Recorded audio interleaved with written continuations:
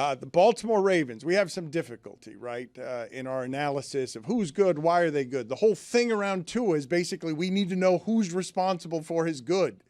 It's a weird thing we do. He's only polarizing because of that, because I'm not sure if he's a system quarterback or what he is. The Baltimore Ravens over the last 25 years have been one of the best organizations in all of sports. If not for the Patriots, the Baltimore Ravens would have one of the real epic stories in that sport right now, because it's a very well-run franchise from back when Ozzie Newsome was picking players for them well. 25 years is a crazy run when you look at what the Dolphins have done comparatively over the last 25 years. And everyone listening to this would say, with certainty, good football team for 5 years. I know that's a good football team. And then they have this affliction.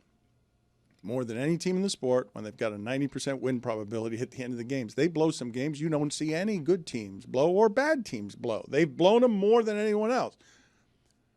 I don't think that that's something that they are, but I'd have a hard time making an argument against it because it's happened 9 times to them and it's not happened 6 times to anyone else. Now, it's happened 9 times to them because they're good enough to get that far ahead in some of these games. But the next step I want to take with you guys on what the Ravens are, we all know that's a championship good team, right? And the only thing people question are some mental frailty about Lamar Jackson that I don't think is fair, but he is a lesser performer in the playoffs.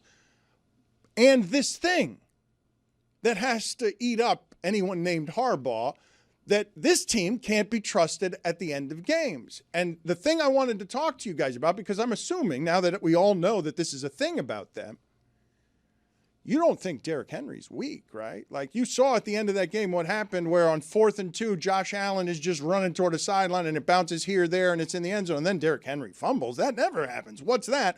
None of you listening to this think that Derrick Henry is a choker who's weak at the end of games, right? Right. So this thing that plagues the Ravens is not something that I've seen a great team ever get.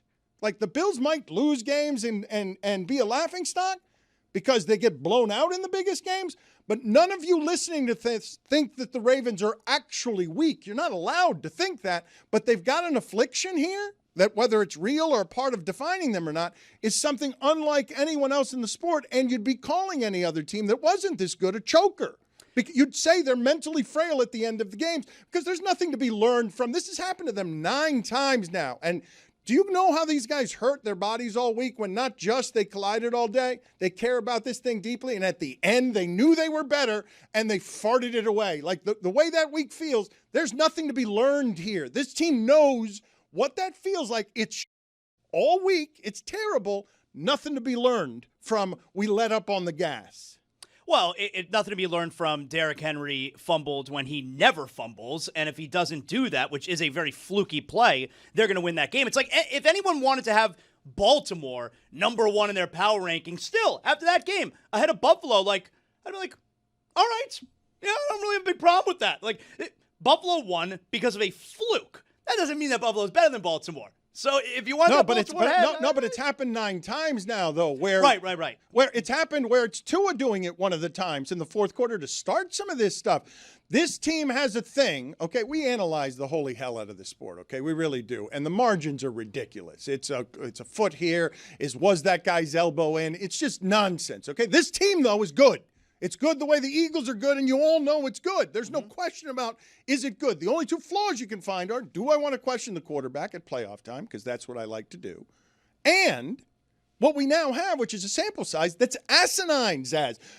Give me all the great teams you've known throughout the history of the sport that get up to these giant leads and then have 9 times a 90% win probability and the stain of, and that team also blows games at the end in a way that's super weird and doubles up how it happens to even the bad teams in the league. Lamar Jackson's awesome. The team is obviously really talented. I think over the course of a 60-minute game, when you have that combination of a great quarterback and a really talented team, you're going to win a lot of games. When the game is tight and you're also playing another good team and you get to late in the game, I think that's when, the little things get a little bit exacerbated. Like those little things being there's no room, there's no margin for error the way that there is margin for error over the course of a 60-minute game. And so when Lamar doesn't make big plays at the end of games, or if there's questionable play call as far as running the clock when it comes to Harbaugh, that's stuff that we're not noticing throughout the course of a game because you have the better team normally. If we're late in the game, it is exacerbated, and it could wind up costing you the game. Does anyone listening to this believe that the Ravens are mentally frail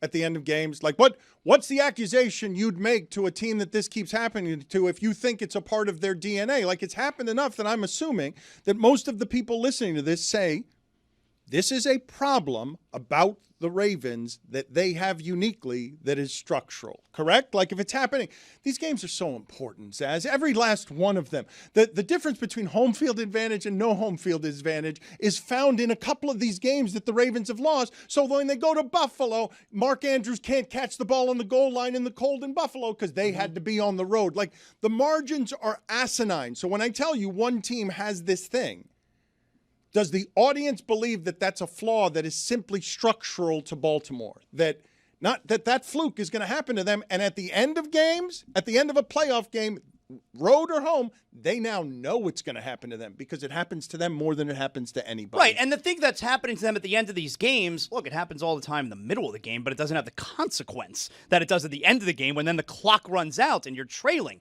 But for whatever reason, Lamar Jackson, and again, I lump Harbaugh in that category too because we're talking about play calling and clock management there as well, which was not good at the end of the game on Sunday night. I think that then we notice it a whole lot more because then the clock runs out and they've lost.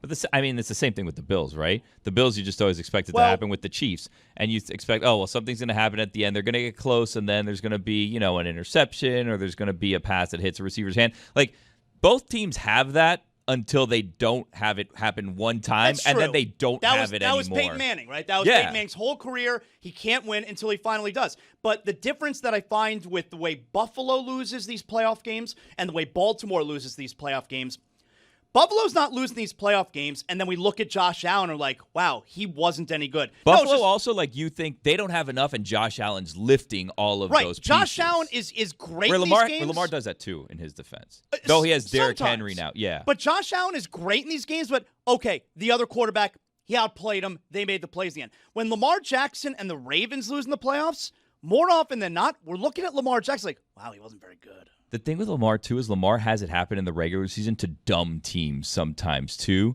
where it's not like, it's just that he can't get over the Chiefs. It's like, that happened against, the Raiders in Week 13 or whatever. So it just both teams can solve this problem very easily by just having it not happen in the playoffs Right, just once. one time. Yeah. Yeah, just one time. You guys say that, though, and I just spent 17 games watching the Chiefs win one-score game after one-score game and be like, well, that's an ability they have, right? If they're doing it 17 straight times. But it wasn't, because, some of them involved field goals going off the, crossbar. But also in these close one-score games that you're talking about here, you have to play mistake-free. And they have a quarterback and a coach who are apparently really good at being mistake-free late in these tight games. To me, it's really interesting, though. If I polled the audience right now, if I just asked the audience of football fans, what are they saying? This sticks to the Ravens now. I think they think Lamar Jackson chokes. Until it doesn't, though. It just takes one for it to not stick. It takes one what, though? Overcome it one time. In the playoffs. Okay, but what about during the regular season? So you guys are doing it in the playoffs. Matter. Okay, so but if yesterday, if the kick goes wide and the Ravens still win that game, but they choked it at the end, we're probably not having the conversation we're having right now. No, we'd all be applauding the game the Ravens had. Yeah, and then it was, that always happens to the Bills. But it was a perfect spot. But also, you would agree that Lamar Jackson's at the place in his career now where nothing good can come of the regular season. We have to wait until the playoffs, and that's when something good can happen for Lamar Jackson. The regular season is matter. Meaningless for Lamar Jackson at this point in his career. Nothing positive can come out of the regular season.